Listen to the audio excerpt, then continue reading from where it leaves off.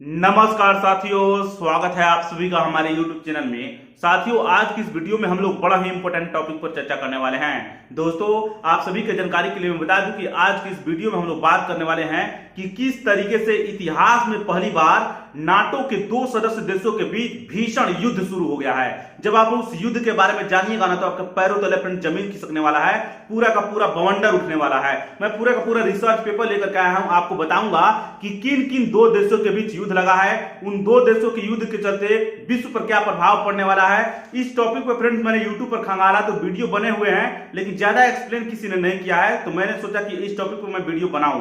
तो दोस्तों, मैं इस रिसर्च पेपर पे आऊं उससे पहले कुछ चीजों को आपको बता देना चाहता हूं। दोस्तों, अभी हाल ही में आप सभी को पता होगा कि यूक्रेन के राष्ट्रपति जो है व्लादिमीर जेलेंस्की, वे वाशिंगटन गए थे, अमेरिका गए थे।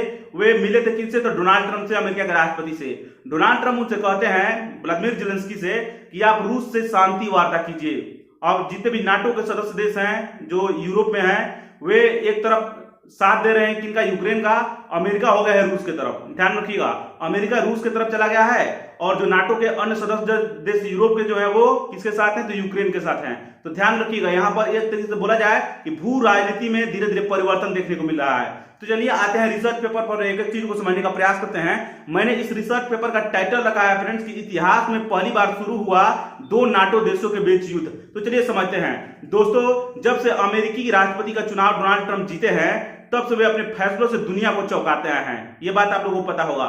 डोनाल्ड ट्रंप ने हाल ही में घोषणा भी की थी कि वे चीन, कनाडा, मैक्सिको से अमेरिका आने वाली आयातित वस्तुओं पर आयातित शुल्क लगाएंगे, आयात शुल्क लगाएंगे। कहने का मतलब यह है कि मैक्सिको से जो भी चीजें अमेरिका जाएगी, चाहे कनाडा से जो भी चीजें अमेरिका जाएंगी, या आपको चीन से जो भी चीजें अमेरिका जाएंगी, उन पर आयात शुल्क लगाया जाएगा। जैसे ही उस पर आयात शुल्क लगाया जाएगा तो वे चीजें अमेरिका में महंगी हो जाएगी। यानी चीनी चीजें, कनाडियन चीजें या मैक्सिकन चीजें ये महंगी हो जाएगी, अमेरिका में लोग वहां पर कम खरीदेंगे। तो ये चीज आप लोगों को समझ में आ रहा होगा। इसी को ध्यान में रखकर क्या क्या चीजें की गई है, तो शुल्क लगाने को अमल में ट्रंप प्रशासन लाने शुरू कर दिए हैं। जैसा कि मैंने बताया, अमेरिका ने कनाडा और मैक्सिको से स्टील, एल्युमिनियम जैसे अन्य धातुओं पर 25% तक का टैरिफ लगाया है, आयात शुल्क लगाया है। जबकि वहां से ऊर्जा के जो भी आपको उत्पाद आते हैं कनाडा से और मैक्सिको से जो अमेरिका में आते हैं, उस पर 10% का शुल्क लगाया है। इसी की जवाबी कार्रवाई में आप सभी को ध्यान में होगा